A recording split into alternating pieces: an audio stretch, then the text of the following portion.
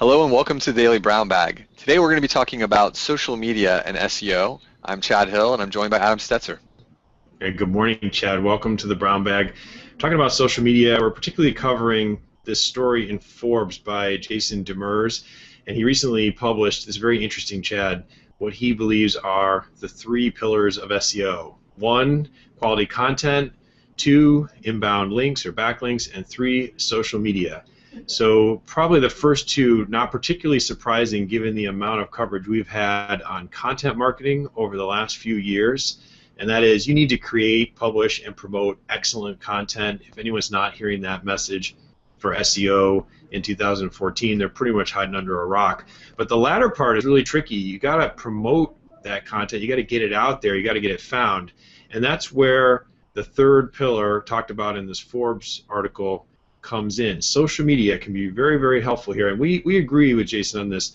Social media is actually a very critical part of SEO because this promotion and getting things read and shared so that it's out there and can be linked back, it really requires a push. You cannot just build something great and expect people will come. You need to build that audience, and if you have social media running, that's one great way to do it. I've been talking about this a lot, Chad. You know, I have my search engine watch piece over the weekend, which got pretty good distribution this month. It was in a lot of people's LinkedIn profiles, so we had quite a few contacts, I think over 75 comments. And I was talking about the integrated power of social media alongside with SEO and PPC. I was also recently quoted by the Rochester Business Journal, along with a couple other CEOs of digital marketing firms in Rochester, and I said that social media is like the yeast in the bread. It's a critical ingredient, yet you don't taste it directly. But if it's not there, you really notice. So it's an assist, to use a different analogy. So, you know, I think there's all sorts of stats that support the idea that small businesses really should be using social media. Here's a couple here. Bright Edge's 2013 search marketing survey said 80% of search marketers think that content social sharing will become more important in achieving rankings. And I think we'd agree with that. So, Chad, I think the discussion here, and we talk about this with our SEO reseller community a lot, is why are small businesses so reluctant to jump into social media? It's an excellent question, and it's one that, you know, even us in the online marketing industry, we sometimes look at our marketing program and say, how does social media fit in, and how should we be using it? And I think that really leads immediately to the difficulty in being able to directly connect that social media effort to leads or a return on investment. And actually, there was a survey where Adobe of 750 marketing professionals that said that 88% of them felt like they couldn't accurately measure their social media campaigns.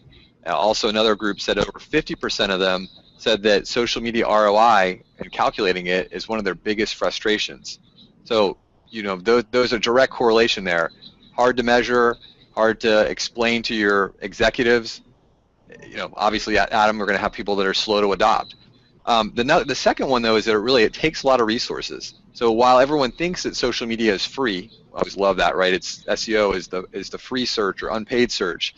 Same thing with social media. You don't pay directly to Facebook or Twitter or the other platforms, but it takes a lot of actual manpower and effort to make it happen.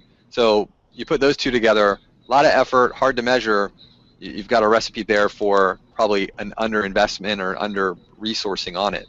The third thing is that you really have to have a clear set of goals. You know, what are your objectives? And this gets back to measuring the ROI. But if you're not going to have a direct correlation between social media and leads or revenue, then you need to have other metrics that sometimes are a little bit more squishy and hard for people to get their heads around.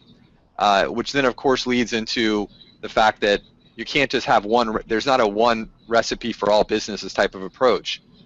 A local retailer or a restaurant may have a very different strategy than a B2B marketing company or even a local service company. So you have to really look at your audience and where your audience is, what information they're interested in, which then again makes it difficult because it varies so much from business to business.